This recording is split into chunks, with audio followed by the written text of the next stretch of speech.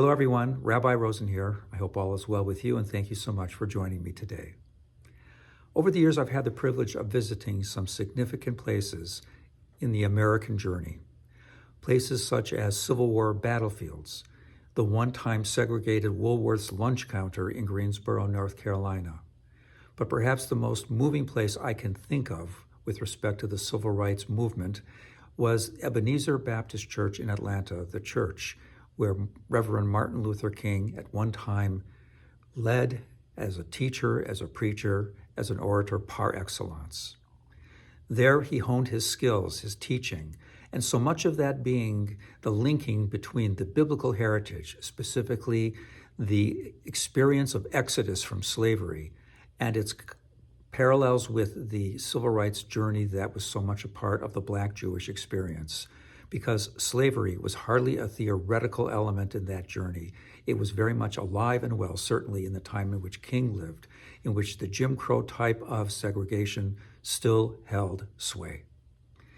It was there seeing not King himself, because sadly he had died 20 years earlier, but his widow, Coretta Scott King, and others carrying forth the message and the mantle of that leadership, always in that setting, linking the two. It was as if Passover was happening every single day.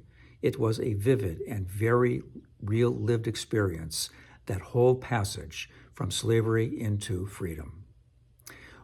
What has remained with me so powerfully is the sense that there was no distance whatsoever between the statement of Moses, "Let my people go," and the words of that old spiritual, free at last, thank God Almighty, we are free at last."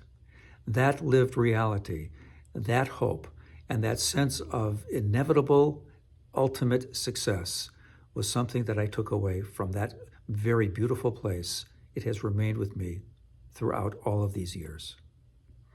In a world that is so filled with ongoing racism, with hatred of all kinds, including torrid anti-Semitism, it becomes and behooves us to truly understand the power of that message. It is specifically our biblical heritage, our tradition, that tells us slavery is one of the greatest intolerables of life.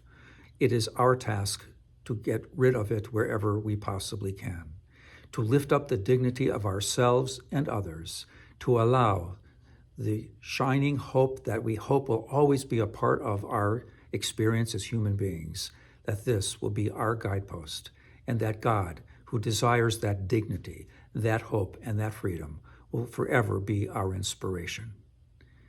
So much of the civil rights movement was based on that religious premise. So much of our hopes for the future are based on that very, very same blessing. Let it be that way, especially as we ponder Martin Luther King's legacy this coming Monday, and let us all see the kind of world he and all of us at our very best truly envision. Shabbat Shalom.